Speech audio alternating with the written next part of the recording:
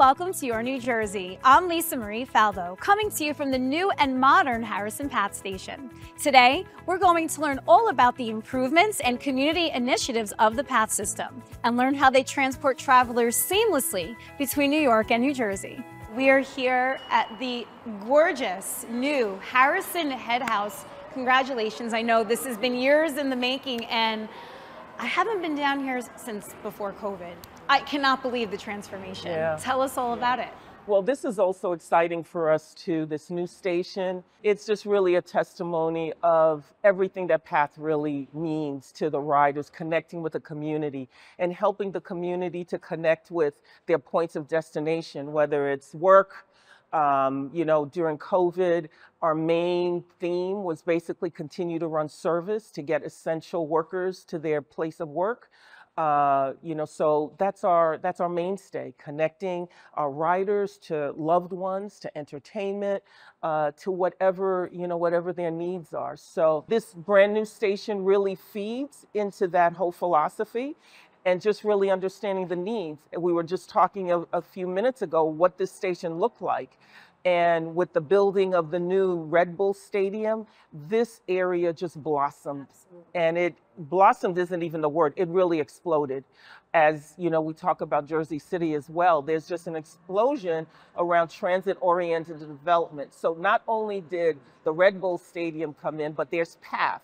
And with that, there's the need for the residents. So a lot of new residents evolved in this area, which increased the need for a larger station. The capacity of the historic station, it just wasn't there. We would have lines wrapped around the block after Red Bulls games, or if there was a problem with our service. So it was time for that need. And by the way, that stadium totally also brought in a whole new demographic here where soccer is very popular. Absolutely. There are weekends, for instance, their ticket sales are like 17,000, some 11,000, sometimes 20,000. So it's a significant increase to what we're used to what we used to handle on the weekends. So again, it's in response to the needs of the community. And as we see the community evolving and changing, what can we do? We're here to serve our riders and the community. So this is a perfect testimony. This station is a perfect testimony to that. So I know it's efficient in handling large volume, and we're going to talk about some of the amenities, but it's pretty. It's actually really pretty. Talk about the architecture of it. Well, the architecture really, I'm an engineer. My background is that, so I'm very focused on functional. So the space, it had to be spacious. So that's very important because today we need wide open space. It was about giving wide open space to the community so they could feel like they're breathing. The other thing about the architecture, you see the glass, a lot of glass, that also speaks to security. All right, security during the evening hours so that our security officers, our Port Authority police officers, maybe if they are standing on the platform or on this concourse level, they could visually see what's happening up on the platform. So that's important in and of itself. The other great feature is also elevators. The prior stations were not did not have ADA accessibility. Wow. So each one of these head houses has an elevator. Our newest electronic system that accepts mobile devices instead of using either a SmartLink card or a Metro card or buying a 2-4, you can pay actually with your phone, with your mobile phone, with your mobile watch, with just a bank card that has that electronic feature. So we are moving into the 21st century. It's about the customer, improving the customer experience. That is at the forefront of our minds. Yeah, I lose those cards all the time. I am notorious for having to pay full price in a parking deck because I always lose my card. Yeah. So just being able to tap my way through is amazing. Exactly. Talk about the opening and how the community, because you had a big splashy opening and a lot of the community came out. Well, I think, again, the community feels a connection here. And it was a little bittersweet because what they saw was remnants of the last historic piece of what they once knew as Harrison Station. But what we've done is we've selected certain elements of that historic infrastructure to preserve so that that memory lives on.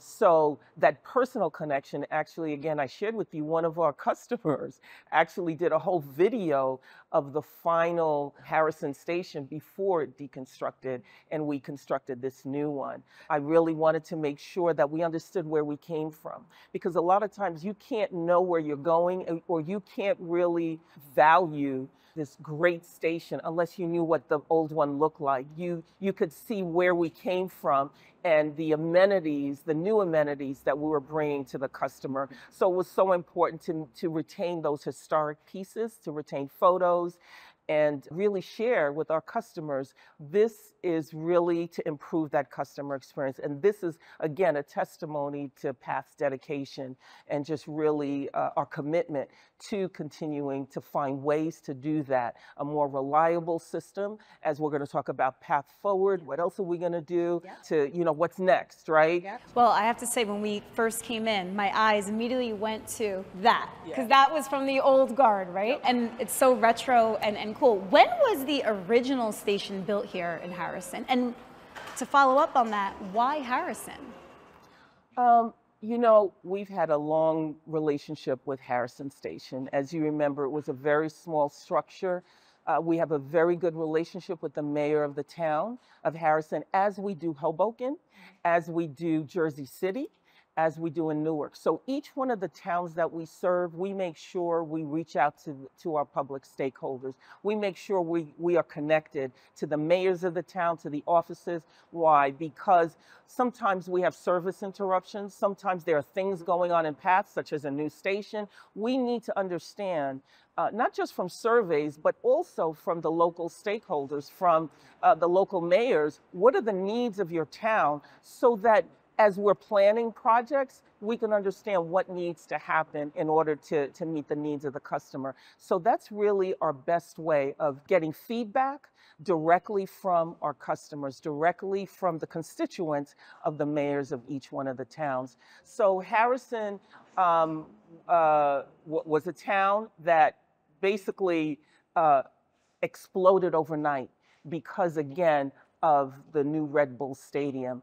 And as we began to look at our station, the architecture, we had to really take a look at, can it continue to meet the needs of this growing town? And of course, the answer was no. It had to evolve as well. As the town was evolving, we had to evolve in order to increase the capacity of the station and be able to provide amenities such as ADA, the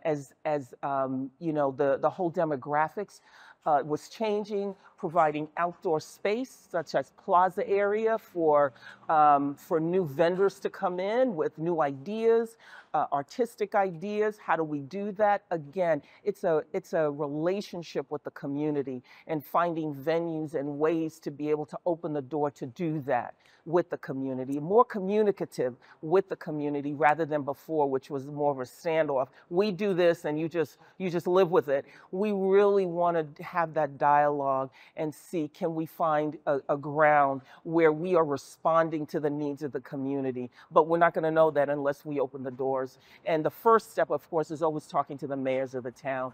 And that's how all of that started, talking with the mayor of Harrison.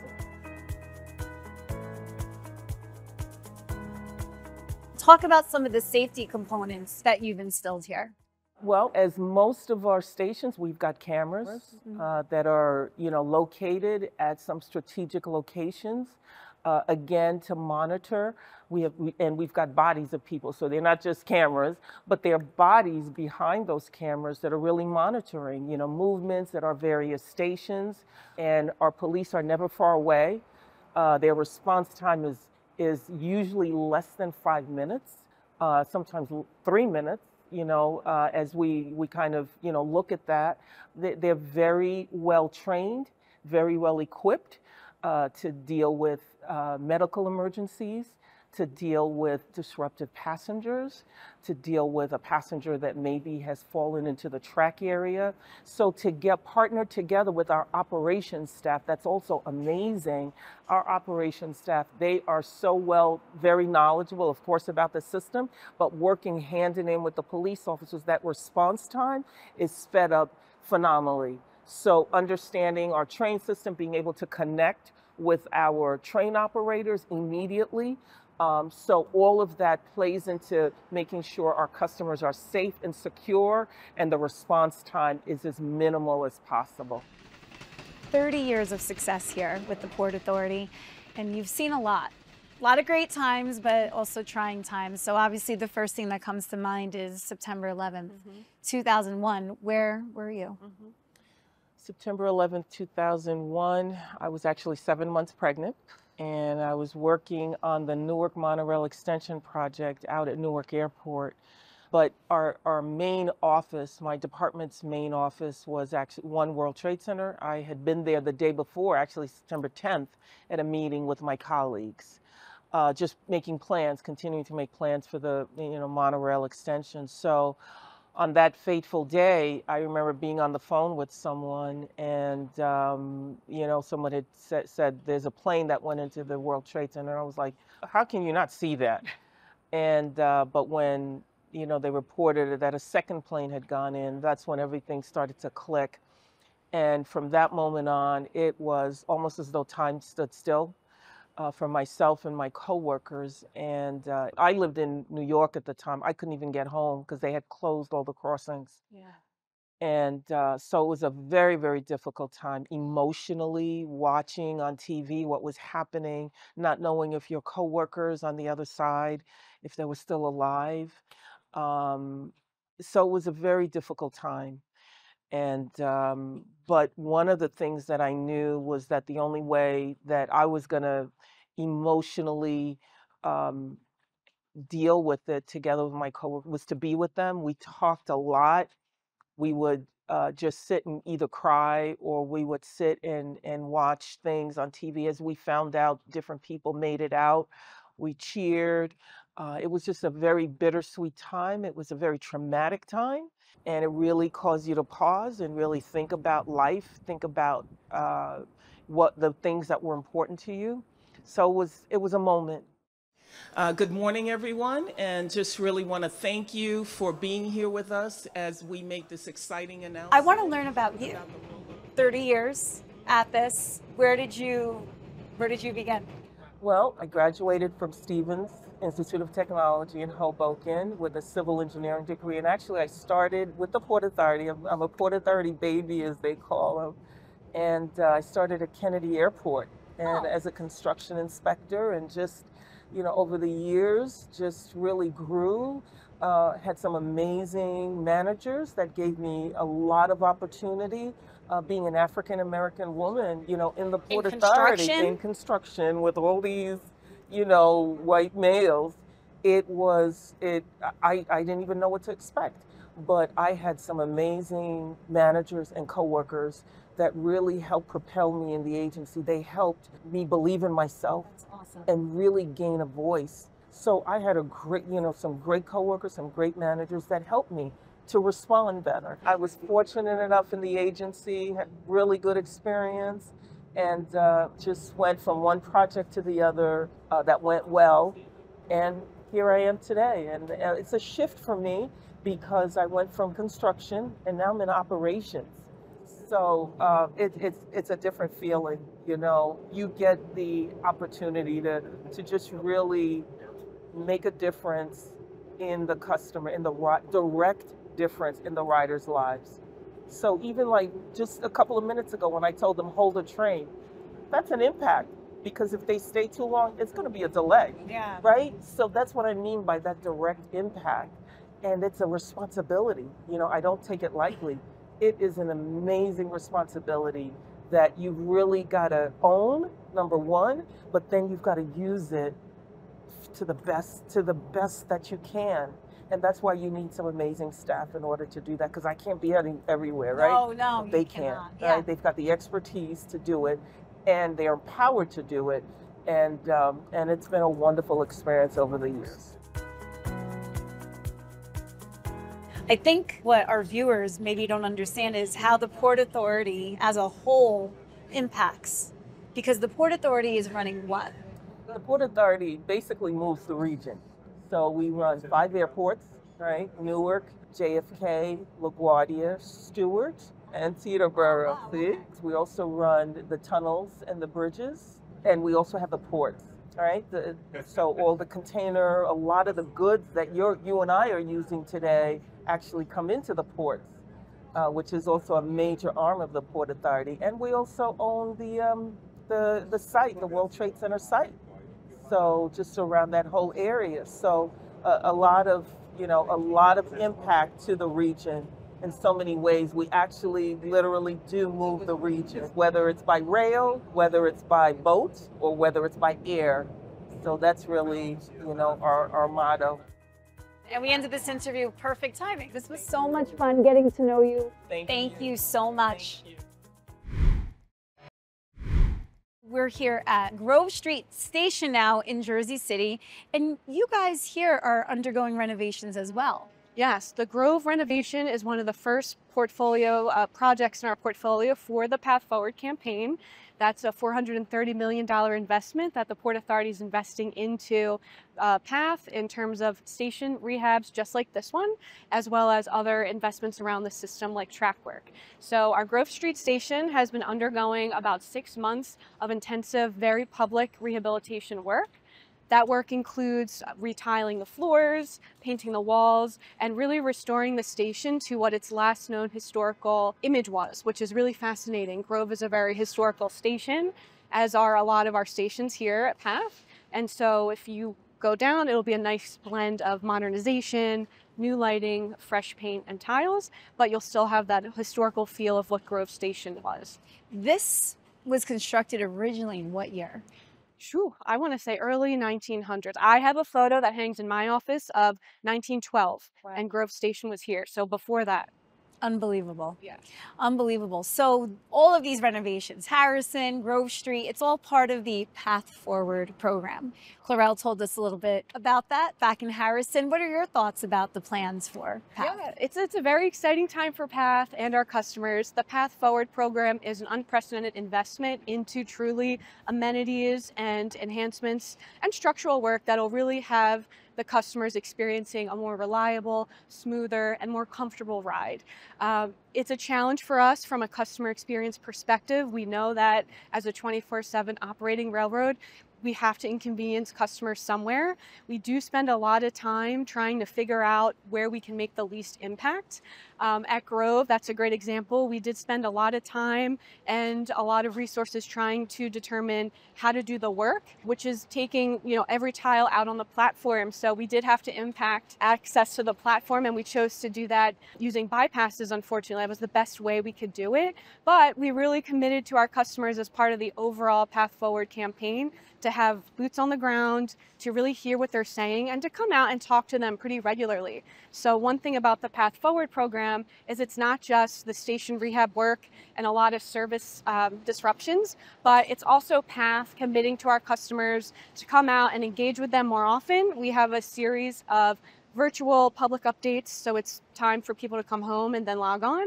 And then in the spring and again in the fall, we will come back and have a series of in-person public information sessions, going out to meet the customers where they are and hear their feedback. And at Grove, I'm happy to say that that's a good example on where we were able to hear what our customers were saying and make improvements to the experience. So if you look just right over there, you'll see an orange sign that's talking about, it is in Spanish because we try to, cater to all of our diversity in our ridership. But we enacted an ADA limited mobility shuttle bus to help those riders who are inconvenienced by the bypasses to get from Grove to one of our adjoining stations, so either Journal Square or Exchange or Newport. And that way customers could call, they could show up and have that ride to help them overcome that minor inconvenience. So we heard the customer. That's not something we did at first, but because of the feedback they gave us, we were happy to put that in place for the second half of the Grove Street work. So obviously, hearing the customer, making those changes, that's so important. But are you integrating yourself in the community in fun ways? We participate in a lot of local events. A good example is Hoboken twice a year has the Arts and Music Festival, and we have a table there every year, twice a year. So that's a really positive way that we go out with the community and we get to interact and answer questions. We have a lot of fun giveaways. It's really fun for us to engage, especially with kids. And a lot of kids love trains. They love the transit system. So we're out there. And then an even more recent example is we have a series of poster contests. So right now, if you were to travel around PATH, you'll see we just hosted our summer poster contest, which is a fun partnership with a Hoboken Public School System. And kids from K to 8th grade can submit their posters and they go through an evaluation process. And then we have a fun community event at the Hoboken Terminal Station. And I love that. yeah, we do it with Hoboken and Jersey City around the holiday time. Does PATH go out to the community like in charitable ways?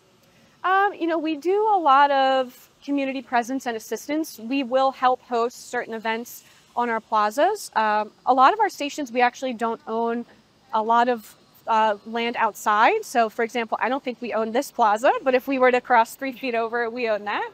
But at Journal Square and at Harrison, we have more footprints. So we will host community events like farmers markets on our plazas, some year at Journal Square. Last year, we hosted a National Overdose Prevention Awareness Day event. We have hosted Egyptian Fest in the past as well. Oh, wow, that's so fun. Yeah, so we try to make ourselves a resource for the community, and we do support the local arts. So through our poster contests, through the murals that we are getting up in our stations, and also, again, we have some space at our Journal Square space station where it's not rented out for retail currently. So we took the opportunity, we partnered with local arts organizations to showcase local artists on a rotating basis.